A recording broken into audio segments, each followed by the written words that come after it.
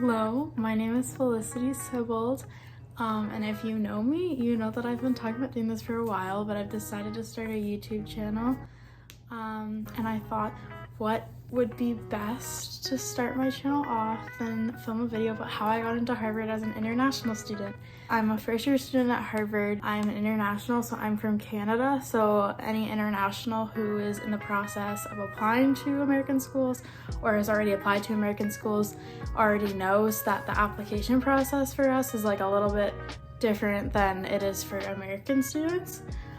So today I just thought I'd talk about like how I think maybe.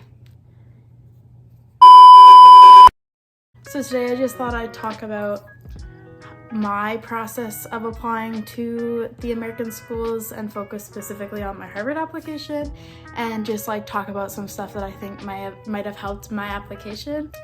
Full disclaimer, I am not an admissions officer. I don't know a lot about the American application process in terms of like people who look at the application, so I don't know if this stuff actually. I did apply to Harvard as a joke. Hello, this is me editing the video.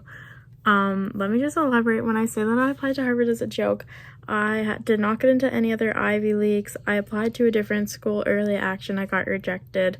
I had decided at that point that I was going to a Canadian school, so I did end up applying to Harvard as a joke just because I didn't think anything would happen from it, and I ended up getting in. I just thought this is important to mention because that means that everything I say in this video does not necessarily apply to all of the schools in the States. Harvard is just very unique and saw something they liked about me and ended up accepting me. So, yeah. So I am not an expert when it comes to this stuff. Take what I say with a grain of salt. This is just me sharing my experience with you guys and like what I think helped my application. I have no clue if it actually did. But yeah, I just thought that this would be a good way to start off my YouTube journey. Yeah, and then I don't know when I'll post on here next. I'm gonna try and post as much as I can. Kind of just like documenting my freshman year at university and whatever happens after that. Okay, so jumping right into it, I'm just gonna start with like a bit of background about like the high school I went to and like that sort of thing. I'm from a small town in Ontario and I had approximately 300 students in my graduating class. I was ranked in the top 5 of the graduating class. My school did not have a GPA system, but I had a 98 average in my senior year, which is like out of 100. I don't know how they do it in other like countries around the world. We have like an average from 0 to 100, and like the closest you get to 100 is like the best. My school was not a feeder school to the Ivy League in any way, shape, or form. I actually am the only one from my school to go to an Ivy League in a very long time. So that's also something to keep in mind. I also did not have much support going into the application process just because like my guidance counselors didn't really have much experience with like schools that weren't in Canada. So I had to do a lot of like the research and preparation on my own. There's no standardized testing in my area of Canada. To apply to Canadian schools, you don't need an ACT/SAT score unless you're applying to like some schools like McGill take it. But mostly in Canada, that's not something that they look for in the application process. So I had prepared to take the ACT, but when the schools in America, or at least most of them, announced that they were going test optional for like the 2022 to 2023 application round, I decided to not take the ACT, and I went test optional. I would recommend taking the ACT/SAT for future years if you do plan on applying to an American school and submitting your score, even if it's like not great. Especially if you're international, because it helps you stand out, which is hard in itself due to like the lack of resources many international students have, and it gives them another reason to consider your application. So even if you don't get a good score, I would recommend submitting a score and taking it.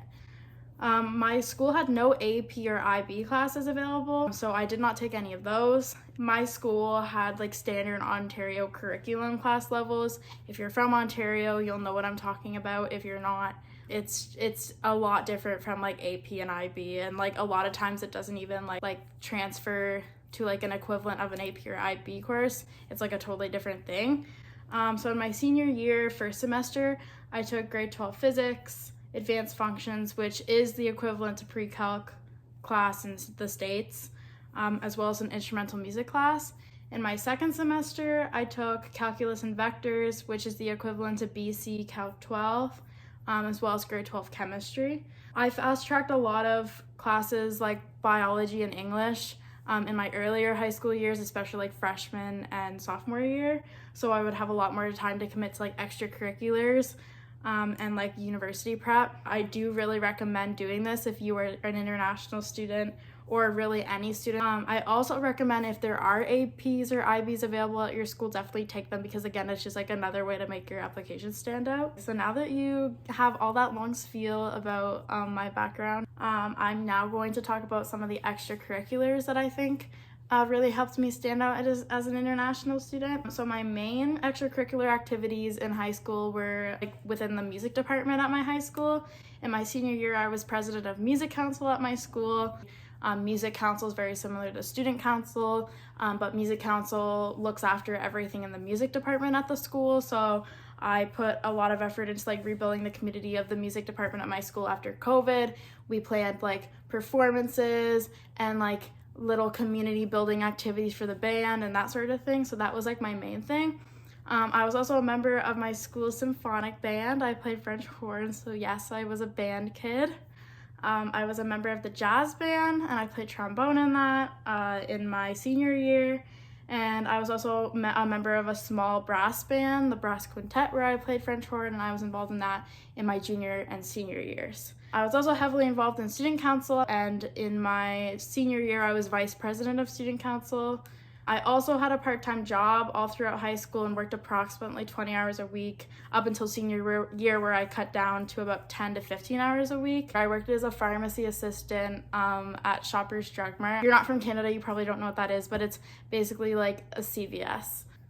So having a job really like gave me like valuable experience that taught me how to like manage my time well as like helped me learn many different things in the healthcare system, which I want to go into the healthcare field when I'm older. So that was really like valuable for me, and I think it really helped me stand out as an international applicant. I also played tennis all throughout high school. I was not amazing, but I played singles on my school's competitive team, and I made it to OFSA one year. If you're from Ontario, again, you know what OFSA is, but if not, it's just like a level of high school athletics. Although, as I said, I wouldn't say I was amazing at it. It was very nice to have that outlet in high school, and I think it definitely helps you if you like do some sort of athletics for the application process. I was also a tennis camp counselor in the summers of my high school career. I also ran a small jewelry business during the pandemic. I only did it for about a year because once I went back to high school in person in junior year, I didn't have enough time to keep running the business, but I sold on Etsy and Instagram. In terms of awards are not very big where I am from in Ontario. We don't really do academic awards as seriously as maybe other parts of Canada, or especially like the US. I don't really have many awards to my name. I was an honor roll student all throughout high school and at graduation, which is like basically just an average above an 80, which is not very hard to achieve. Like a lot of students that graduated in my class were honor roll students. If you have awards, that is great. I'm sure it'll help you in the application process. I did not have many awards, so it definitely did not help me very much in my application process. Going into like my essays, I'm not sure if my essays actually helped me like get into Harvard or not. Personally, I don't think that I'm an excellent writer, and I think that the essay portion of all of my American school application process was like very challenging for me, and I don't know if my essays helped me or if that they didn't help my application. But if anyone is interested in hearing about my essays more in detail, I'm willing to make a separate video about that. So I applied to American schools using the Common App, in case that wasn't mentioned before in this video. So I wrote my personal statement about how like the immigration of my great-grandfather helped influence the person I am today. And I wrote my extracurricular essay that like the Common App, I believe, makes you write, about my involvement in the band in my high school and how it like changed my path. And how like it wasn't really something that I had planned on doing, but it ended up like totally like changing how high school went for me. And then for my Harvard essay, I chose the prompt, unusual circumstance in your life.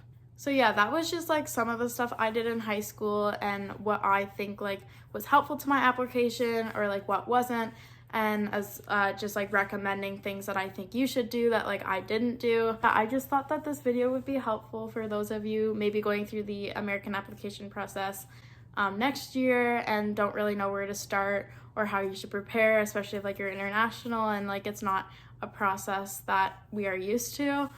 So I know that like when I was going through the like American application process, I was watching videos like this because I had no clue what I was doing. So yeah, please let me know if you have any questions.